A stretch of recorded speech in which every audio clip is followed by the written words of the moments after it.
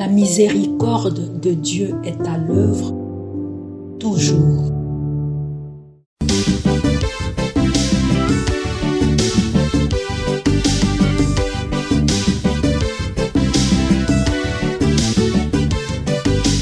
Biblia, buku ya bomoi, buku ya bonyae, emayele, ekokoli sabo ya bibwa biso.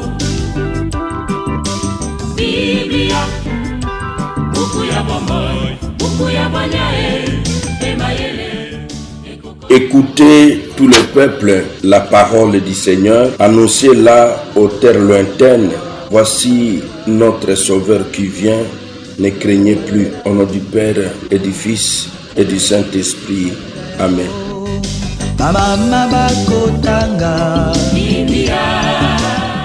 Bien, chers frères et sœurs dans le Christ, bonjour.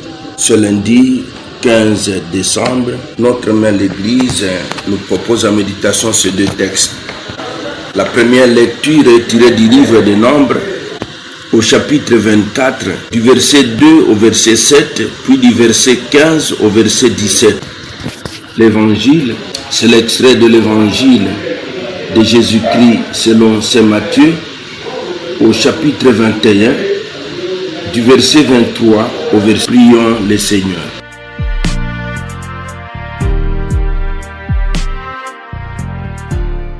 Prête l'oreille à nos prières, Seigneur, que la venue de ton Fils au milieu de nous éclaire la nuit de nos cœurs. Lui qui vit et règne avec toi dans l'unité du Saint-Esprit, Dieu pour les siècles des siècles.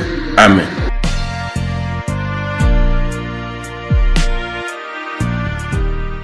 Liturgie de la parole de Dieu. Première lecture. Lecture du livre des Nombres.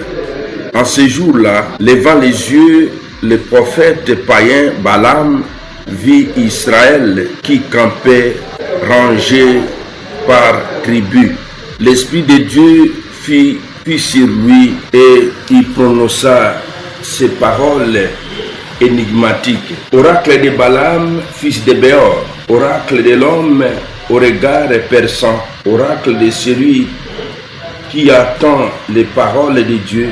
Il voit ce que le puissant lui fait voir. Il tombe en extase et ses yeux s'ouvrent. Que les tentes sont belles, Jacob, et tes demeures, Israël. Elles s'étendent comme des vallées, comme des jardins au bord du fleuve. Le Seigneur les a plantées comme des aloès, comme des cèdres au bord des eaux.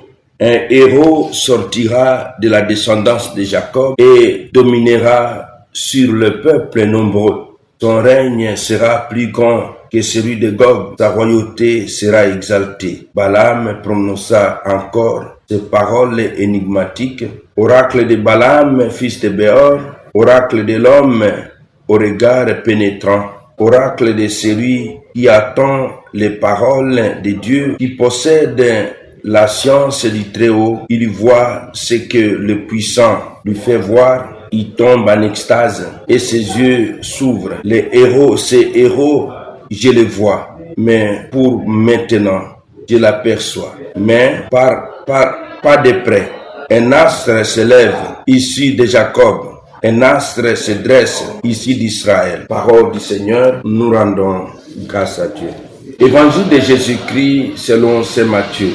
En ce temps-là, Jésus était entré dans le temple et pendant qu'il enseignait, les grands prêtres et les anciens du peuple s'approchèrent de lui et demandèrent: par quelle autorité fais-tu cela? Et qui t'a donné cette autorité? Jésus leur répliqua: à mon tour, je vais vous poser une question, une seule.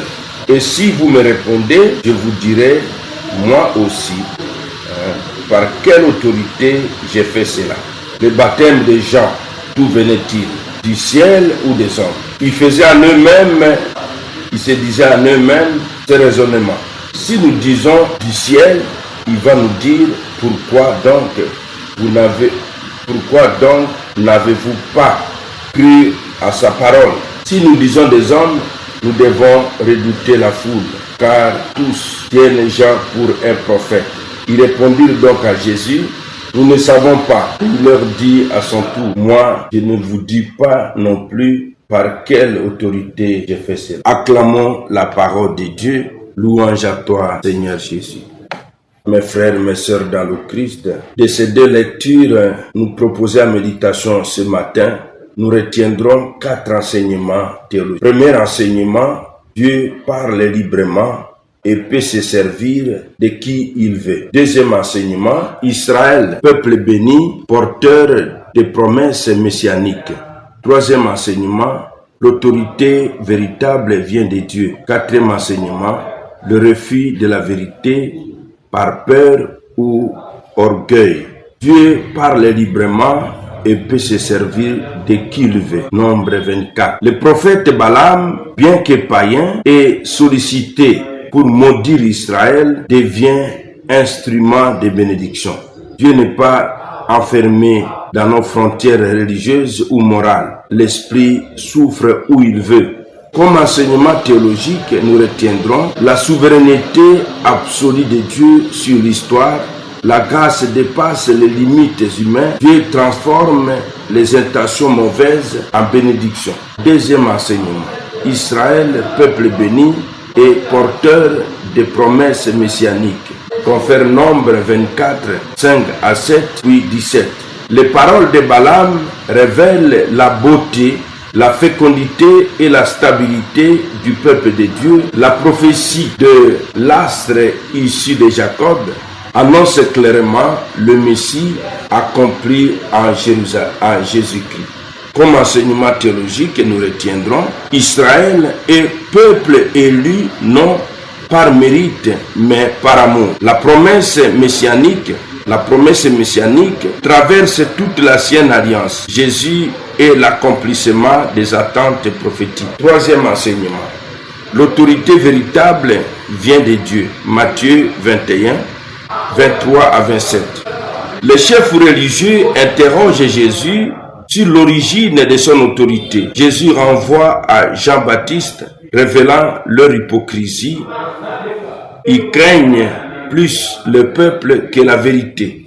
Comme enseignement théologique, nous retiendrons l'autorité de Jésus est divine, non institutionnelle. Le refus de reconnaître l'action de Dieu conduit à l'aveuglement spirituel. La foi exige une prise en charge, une prise de position claire. Quatrième enseignement, le refus de la vérité par peur ou orgueil. Les autorités religieuses savent mais refusent de s'engager. Leur neutralité est un refus déguisé. Comme enseignement théologique, nous retiendrons, la foi ne peut être calcul politique. Le silence devant la vérité est une forme de projet de Dieu. La vraie autorité est inséparable de la conversion du cœur. Attitude chrétienne à cultiver. Première attitude, disponibilité à l'action de Dieu. Il est question d'accepter que Dieu parle à travers des personnes inattendues. Se laisser surprendre par l'Esprit Saint. Deuxième attitude, accueil du Christ, étoile de nos vies. Reconnaître Jésus comme centre et guide de notre existence. Orienter nos choix à la lumière de l'Évangile. Troisième attitude, humilité et vérité. Ne pas instrumentaliser la foi pour persévérer, pour préserver un pouvoir ou une image. Oser dire la vérité même quand elle dérange. Quatrième attitude, discernement spirituel. Distinguer entre autorité humaine et autorité divine. Vérifier si nos décisions viennent de Dieu ou de nos intérêts. Cinquième attitude, courage de la foi. Prendre position pour le Christ sans peur du jugement. Témoigner avec cohérence entre parole et action. Comme message spirituel central, mon frère, ma sœur, Dieu bénit son peuple et annonce le Messie. Mais cette bénédiction exige un cœur ouvert. Refuser de reconnaître l'autorité du Christ par peur ou calcul, c'est passer à côté du salut. Amen. Et que Dieu Tout-Puissant vous bénisse et vous protège. Le Père, le Fils et le Saint-Esprit. Amen. Excellente journée à tous. et bonne fête patronale aux Virginies. Biblia na mabota tokotanga Biblia na masanga tokotanga Biblia oh bipai biso Biblia buku ebombi makanisi manzambe Biblia buku ya kokabola na baninga Biblia buku ya kobomba na se ya mbeto te o Biblia, Biblia.